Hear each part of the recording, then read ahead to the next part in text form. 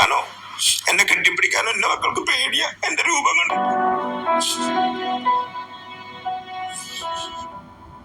Means എന്റെ തല open ആയി കണ്ടപ്പോ മൈ ഗോഡ് എന്ന് പറഞ്ഞ് നെഞ്ചത്ത് കൈവച്ചിട്ട് വൈഫിനോട് പറഞ്ഞത് ഇത് സിവിയർ ആണ്, ആളെ കിട്ടാൻ ചാൻസ് ഇല്ല എന്നുള്ളത്. ആദ്യമൊക്കെ ഒരു പേടിയായിരുന്നു. പിന്നെ എന്റെ വൈഫും കുട്ടികളും വിഷമിക്കണ്ടെന്ന് വിചാരിച്ചു ഞാൻ മാക്സിമം അത് കൺട്രോൾ ചെയ്തു. കുട്ടികൾ കണ്ടിട്ടില്ല ഇതുവരെ. ഇപ്പോഴും ഞാനൊരു ഈ സംഭവിച്ചതിന് ശേഷമുള്ള ട്രോമയിൽ ഞാൻ റിക്കവർ ആയിട്ടില്ല. ഈ ചെയ്ത ഡോക്ടർ സെക്കൻഡ് ഡേ ആണ് ഇയാൾക്ക് സിവിയർ ആയിട്ടുള്ള സ്കിൻ ഡിസീസ് ഉണ്ടെന്നും ഇയാൾക്ക് നല്ല രീതിയിലുള്ള കാഴ്ച വൈകല്യം ഉണ്ടെന്നുള്ളതൊക്കെ എനിക്ക് മനസ്സിലായത്. തലയിൽ ഈ ട്യൂബ് ഉണ്ട്. അപ്പൊ നമ്മൾ ചരിഞ്ഞെടുക്കുമ്പോൾ ഇത് വിട്ടുപോയി കഴിഞ്ഞാൽ മെഷീൻ അലാം അടിച്ച് പ്രശ്നമാവും. രാത്രി കമ്പനിയിൽ നിന്ന് ആള് വരണം. അപ്പൊ പേടിച്ചിട്ട് നമ്മള് മീൻസ് ഡീപ്പ് സ്ലീപ്പ് എന്ന് പറഞ്ഞ സാധനം എനിക്ക് ഈ 85 ദിവസമായിട്ട് കിട്ടിയിട്ടില്ല ഇതുവരെ. ഇപ്പോ തലയുടെ അവസ്ഥ എന്താണെന്ന് ഞാൻ ഇന്നലെയാണ് സത്യം പറഞ്ഞാൽ കണ്ടത്. കാരണം ഇതുവരെ എനിക്ക് ആ അവസ്ഥ കാണാനായിട്ട്. ഈ സംഭവം ഞാൻ 2-3 ദിവസം മുമ്പാണ് ഈ സംഭവം ഞാൻ കാണുന്നത്. എറണാകുളത്ത് തന്നെയാണ് ഈ സംഭവം നടക്കുന്നത് കേട്ടോ. അതായത് ഇങ്ങനെ ഹെയർ ട്രാൻസ്പ്ലാന്റ് ചെയ്ത ആൾക്കാർ ഒരുപാട് പേര് നമ്മുടെ നാട്ടിലുണ്ട്. ബിയേർഡ് ട്രാൻസ്പ്ലാന്റ് ചെയ്തിട്ടുണ്ട്, ഹെയർ ട്രാൻസ്പ്ലാന്റ് ചെയ്തിട്ടുണ്ട്. എൻ്റെ അടുത്ത് ഈ ഇടയ്ക്ക് ഒരാൾ ചോദിച്ചായിരുന്നു, ഞാൻ ബിയേർഡ് ട്രാൻസ്പ്ലാന്റ് ചെയ്തതാണോ? ഞാൻ പറഞ്ഞല്ല, ഞാൻ നാച്ചുറലി എനിക്ക് ബിയേർഡ് ഗ്രോത്ത് ഉള്ളതാണ്. ഞാൻ അങ്ങനെ പ്രത്യേകിച്ച് ഒരു മെഡിസിനും എടുത്തിട്ടില്ല. ഞാനിങ്ങനെ ആക്ച്വലി ഹോർമോൺസ് എടുക്കുന്നുണ്ട്, ടെസ്റ്റോസ്റ്ററോൺ എടുക്കുന്നുണ്ട്. അതിൻ്റെ ഇതിൽ വന്നതാണ്. പിന്നെ എൻ്റെ ഒരു ബോഡി നേച്ചർ, എൻ്റെ ഒരു ജെനറ്റിക് എല്ലാം നോക്കുമ്പോൾ എനിക്ക് ഗ്രോത്ത് ഉള്ളൊരു ഫാമിലിയാണ്. അപ്പോൾ അതുകൊണ്ട് എൻ്റെ ബോഡി നേച്ചർ, അപ്പോൾ അതുകൊണ്ടാണ് എനിക്ക് ഗ്രോത്ത് വന്നതെന്ന് അവരോട് ഞാൻ പറഞ്ഞു. ഓക്കെ, അല്ലാതെ ഞാൻ ഒരു രീതിയിലുള്ള സാധനം യൂസ് ചെയ്തിട്ടില്ല. പക്ഷേ ഞാനിതിന് മുമ്പ് 1-2 ബിയേർഡ് ഓയിൽ ടെസ്റ്റ് ചെയ്തിട്ടുണ്ടായിരുന്നു 2 വട്ടം. പക്ഷേ ആ ടെസ്റ്റ് ചെയ്ത ബിയേർഡ് ഓയിലിൻ്റെ പേര് ഞാൻ മറന്നുപോയി. കുറേ വർഷങ്ങൾക്ക് മുമ്പാണ് കേട്ടോ, ഒരു 4-5 വർഷങ്ങൾക്ക് മുമ്പാണ്. ജസ്റ്റ് 2-3 തവണ ഞാൻ ടെസ്റ്റ് ചെയ്തിട്ടുള്ളൂ. പക്ഷേ അത് അത്രയും ബാഡായിട്ട് എന്നെ ബാധിച്ചു. കാരണം എനിക്ക് അത്രത്തോളം സ്കിന്നിനെ അത് എഫക്റ്റ് ചെയ്തു. എൻ്റെ മുഖം മൊത്തം കുരു വന്നു. ഞാൻ അവർക്ക് അതിൻ്റെ ഫോട്ടോ ഒക്കെ എടുത്ത് അയച്ചു കൊടുത്തിട്ടുണ്ടായിരുന്നു. അപ്പോൾ ഞാൻ അതിന് ശേഷം എൻ്റെ അടുത്ത് പറഞ്ഞാലും ഞാൻ ഒരിക്കലും നിങ്ങൾ ബിയേർഡ് ഓയിൽ യൂസ് ചെയ്യരുത്, അതുപോലെ തന്നെ ഒരു ഓയിലും യൂസ് ചെയ്തതെന്ന് ഞാൻ പറയുള്ളൂ.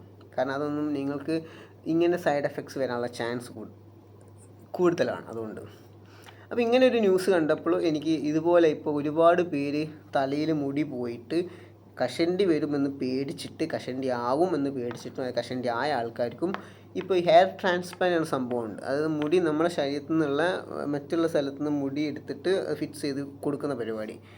അവരെന്തൊക്കെയാണ് ചെയ്യുന്ന ട്രീറ്റ്മെൻറ്റിനെ കുറിച്ച് എനിക്ക് അറിഞ്ഞുകൂടാ. അങ്ങനെയാണ് അവർ ചെയ്യുന്നത്. ഓക്കെ, അപ്പോൾ അത് നല്ല രീതിയിലുള്ളൊരു അതുപോലെ തന്നെ ബിയേർഡും അവർ ചെയ്യുന്നുണ്ട്. അപ്പോൾ ഇതിന് നല്ല രീതിയിലുള്ള എഫക്റ്റ് ചെയ്യുന്നുണ്ട്, നമ്മളെ സ്കിന്നുമായിട്ട് എഫക്റ്റ് ചെയ്യുന്നൊരു സംഭവമാണ് അവർ ചെയ്യുന്നത്. അതായത് നമ്മുടെ സ്കിന്നുമായിട്ട് എഫക്റ്റ് ചെയ്യുന്നത്, നമ്മൾ ടാറ്റു ചെയ്യുന്ന പോലെ തന്നെ. അപ്പോൾ അതുകൊണ്ട് തന്നെ അത് അത്ര സിവിയറായിട്ടുള്ള സംഭവമാണ്, ചെറിയ സംഭവമല്ല. നമ്മൾ തലയിൽ വിഗ് വെച്ച് നടക്കുന്ന പോലെ അല്ല അത് കേട്ടോ. അപ്പോൾ അതുകൊണ്ട് രീതിയിൽ ട്രീറ്റ്മെൻറ്റും കാര്യങ്ങളാണ് ചെയ്യുന്നത്. അവർ പറഞ്ഞ മെഡിസിൻസ് എടുക്കേണ്ടി വരും, ഫുഡ് എടുക്കേണ്ടി വരും. അതുപോലെ തന്നെ പ്രോപ്പർ ആ രീതിയിൽ തന്നെ നമ്മൾ കുറച്ച് കാലം പോകേണ്ടി വരും, അത് വളരുന്നതനുസരിച്ച്. അപ്പോൾ അങ്ങനെ കുറേ ആളുകൾ ചെയ്യുന്നുണ്ട്. അപ്പോൾ അതിനെക്കുറിച്ച് ഡീറ്റെയിലായിട്ട് എനിക്ക് അറിഞ്ഞുകൂടാ. അത് നല്ലതാണോ ചീത്തതാണോ എന്ന് ചോദിച്ചു കഴിഞ്ഞാൽ എനിക്ക് അറിഞ്ഞുകൂടാ. അത് ചെയ്ത ആൾക്കാർ തന്നെ നമ്മൾ ചോദിക്കേണ്ടി വരും. ഞാനത് ചെയ്തിട്ടില്ല, അതുകൊണ്ട്. അപ്പോൾ അതിനെക്കുറിച്ച് അങ്ങനെ പൊതുവെ ആൾക്കാർ ഒരു നെഗറ്റീവും പോസിറ്റീവായിട്ടുള്ള കാര്യങ്ങൾ സംസാരിക്കാറില്ല. പല ആൾക്കാരും പറഞ്ഞിട്ടുണ്ട് മുടി വന്നിട്ടുണ്ടെന്ന് പറഞ്ഞിട്ടുണ്ട്. അപ്പം ഈ വ്യക്തിയെ വളരെ മോശമായിട്ടാണ് ബാധിച്ചത്. പുള്ളി എറണാകുളം ഉള്ള ഇൻസൈഡ് ദർബ ക്ലിനിക്ക് എന്നാണ് ഈ സംഭവം ചെയ്തിട്ടുള്ളതെന്ന് പറഞ്ഞത്. പുള്ളി ഈ കഷണ്ടി വന്നിട്ട് പുള്ളി മുടി വെച്ച് പിടിപ്പിക്കാൻ വേണ്ടി പോയതാണ്. ആൾക്ക് ഇൻഫെക്ഷനായി, തലക്ക് നല്ല പോലെ ഇൻഫെക്ഷനായി പറഞ്ഞ പോലെ തന്നെ തലവേദനയായി. അവസാനം അവിടെ തന്നെ പോയി കഴിഞ്ഞാൽ ഓഫ് കോഴ്സ് അവർ പറയും അത് അങ്ങനെ ഉണ്ടാവും ഇങ്ങനെ ഉണ്ടാവും എന്ന് അവരെ എക്സ്പ്ലനേഷൻ അവർ പറഞ്ഞുകൊണ്ടിരിക്കും. കാരണം അതങ്ങനെയാണ്, അവർക്ക് അവരുടെ സൈഡ് അവർ വീണ്ടും മരുന്ന് കൊടുക്കുന്നു. ഇയാളെ പ്രശ്നം മാറുന്നില്ല, ഇയാൾ ഈ വേദനയും ഈ പ്രശ്നം സഹിച്ച് പോയിക്കൊണ്ടിരിക്കുകയാണ്. അപ്പോൾ ഇത് സഹിക്കാൻ പറ്റാത്ത അവസ്ഥ വരുമ്പോൾ പിന്നെ എന്താ ചെയ്യുന്നത്? അവർ 2 വർത്താനം പറഞ്ഞ് ഇറങ്ങിപ്പോന്നു. പിന്നെ വേറെ ഹോസ്പിറ്റലിൽ പോയി, ലൂർദർ ഹോസ്പിറ്റലിൽ പോയി. അവിടെ പോയപ്പോഴാണ് ഇതിൻ്റെ ഒരു സീരിയസ്നെസ് പുള്ളിക്കും മനസ്സിലായത്, ഡോക്ടർക്കും മനസ്സിലായത്. അപ്പോൾ സർജറി കാര്യങ്ങൾ ഏകദേശം 13 സർജറി ചെയ്തു എന്നാണ് പുള്ളി പറയുന്നത്. 13 സർജറി. ഒരു തലയിൽ 13 സർജറി ചെയ്യാമെന്ന് പറഞ്ഞു കഴിഞ്ഞാൽ ചില്ലറ കാര്യമല്ല കേട്ടോ. സമ്മതിക്കണം, ഞാൻ ആ വ്യക്തി സമ്മതിക്കണം. എന്നിട്ട് അത്രയും കോൺഫിഡൻസ് ആയിട്ട് ഇരുന്നിട്ട് തനിക്ക് പറ്റിയ കാര്യങ്ങൾ വിളിച്ച് പറയുമ്പോൾ ഞാൻ ചിന്തിക്കുകയായിരുന്നു, അയാളൊരു ഗട്സ് കരയുന്നുണ്ട് ആൾ, ഒരുപാട് സങ്കടത്തിൽ കരയുന്നുണ്ട്. കാരണം അയാൾ പറയും ഞാൻ ഹെൽത്തി ആയിരുന്ന ഒരാളാണ്, ഹെൽത്തി ഒരാളായി ഞാൻ എന്നെപ്പോൾ രോഗിയാക്കി എന്നാണ് പറയണത്. ഓക്കെ, അപ്പം പുള്ളിയുടെ അവസ്ഥ എന്ന് പറഞ്ഞു കഴിഞ്ഞാൽ എന്തൊരു ഫംഗസ് ബാക്ടീരിയ ഫ്ലഷ് തിന്നുന്ന ഒരു ബാക്ടീരിയയാണ് പുള്ളിയുടെ തലക്ക് ബാധിച്ചിട്ടുള്ളത്.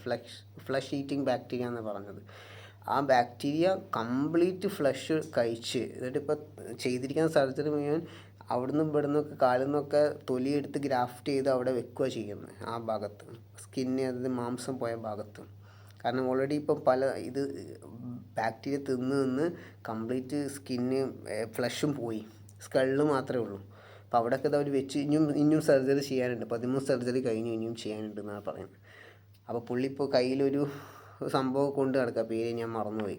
ഇതൊക്കെയാണ് എന്താ പറയുക, ഇതൊക്കെ ഇങ്ങനെ പല ആൾക്കാരും അനുഭവിച്ചിട്ടുണ്ടോ എന്ന് അറിഞ്ഞുകൂടാ. കാരണം പല ആൾക്കാരും പുറത്തോട്ട് പറയൂല പലതും. എന്തിനാ പറയണത്, ഇനിയിപ്പോൾ അതിൻ്റെ പിന്നാലെ പോകണം, കേസിൻ്റെ പിന്നാലെ പോകാൻ വയ്യ എന്നൊക്കെ വിചാരിച്ചിട്ട് പല ആൾക്കാരും ഒന്നും തുറന്ന് പുറത്തോട്ട് പറയില്ല. അപ്പോൾ ഇതുപോലത്തെ ആളുകൾ വന്നിട്ടാണ് ഇതൊക്കെ തുറന്ന് സംസാരിക്കുന്നത്. പുള്ളി ഇപ്പോൾ കേസ് കൊടുത്തിട്ടുണ്ട് ഇതിനെതിരെ. പിന്നെ പറയുന്ന കാര്യം എന്തോ ആ ഹോസ്പിറ്റലിലെ ഡോക്ടർക്ക് എന്തോ സ്കിൻ ഡിസീസ് ഉണ്ടായിരുന്നു എന്നും അങ്ങനെയൊക്കെ അയാൾ ആ സ്കിൻ ഡിസീസൊക്കെ വെച്ചിട്ടാണ് സർജറി ചെയ്തതെന്നൊക്കെ പറയുന്നത്. അതിനെക്കുറിച്ച് നമുക്ക് അറിഞ്ഞുകൂടാ. ഓക്കെ, അപ്പോൾ എനിക്ക് പറയാനുള്ള കാര്യം ഇത്രയേ ഉള്ളൂ. ഇങ്ങനെ കുറേ ആൾക്കാർ പോയിട്ട് ഇതൊക്കെ ചെയ്യേണ്ടതെന്ന് ഞാൻ പറയുന്നില്ല, അതൊക്കെ ഓരോരുത്തർ താല്പര്യമാണ്. ചിലപ്പം അത്രയും ഡിസ്ഫോറിയുള്ള ആൾക്കാരുണ്ടാവും. ഡിസ്ഫോറിയ അല്ല, തലയിലേക്ക് മുടി പോയി കഴിഞ്ഞാൽ ജീവിക്കാൻ പറ്റില്ല, അല്ലെങ്കിൽ എങ്ങനെ ഇപ്പോൾ മറ്റുള്ളവരുടെ മുന്നിൽ നിൽക്കുക എന്നൊക്കെ ചിന്തിക്കുന്ന ആൾക്കാരുണ്ടാവും. അപ്പോൾ അവർക്കൊക്കെ ചിലപ്പം എന്താ പറയുക, ഇത് ചെയ്യണം എന്നുള്ളത് ഇമ്പോർട്ടൻറ്റ് ഫാക്ടർ ആയിരിക്കാം.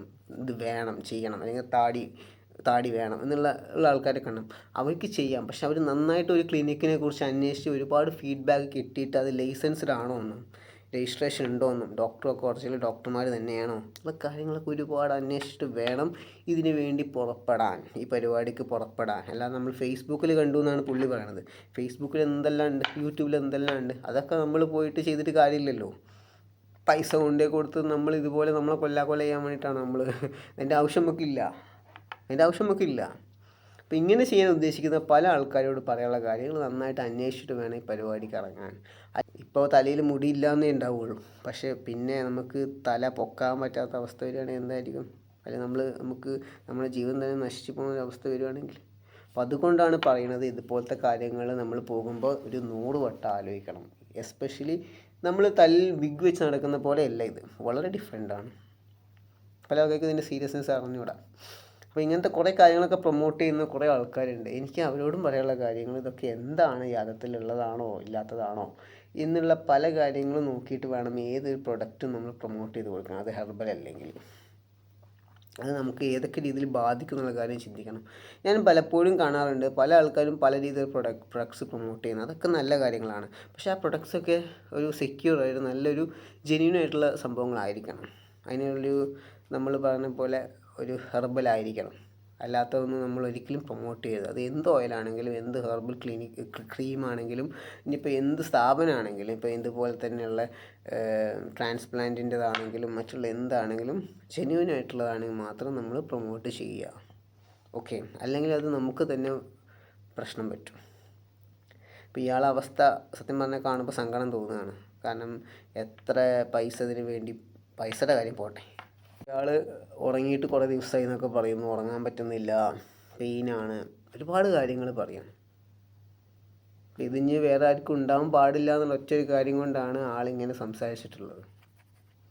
അപ്പോൾ ഇതാണ് എനിക്ക് പറയാനുള്ളത്. ഇങ്ങനെ ഒരുപാട് ആൾക്കാർ ഇങ്ങനത്തെ ചതിക്കുയിൽ പോയി പെടരുത്. ആൾക്കാരെ വിശ്വസിച്ച് നമ്മൾ പോയിട്ട് പൈസ കൊടുക്കും, പോയിട്ട് പൈസ കൊടുത്ത് നമ്മൾ തന്നെ അസുഖങ്ങൾ മേടിക്കുക. അതാണ് ഇപ്പോൾ നടക്കുന്ന സംഭവം. അപ്പം അങ്ങനെയുള്ളൊരു വിഷയം നമ്മൾ മാക്സിമം ഒഴിവാക്കുക. നമ്മളെ പ്രൊട്ടക്റ്റ് ചെയ്യുക. നമ്മൾ ഏറ്റവും കൂടുതൽ അന്വേഷിച്ചിട്ട് കാര്യങ്ങളൊക്കെ അന്വേഷിച്ച് അറിഞ്ഞുകൊണ്ട് കാര്യങ്ങൾ ചെയ്യാൻ ശ്രമിക്കുക.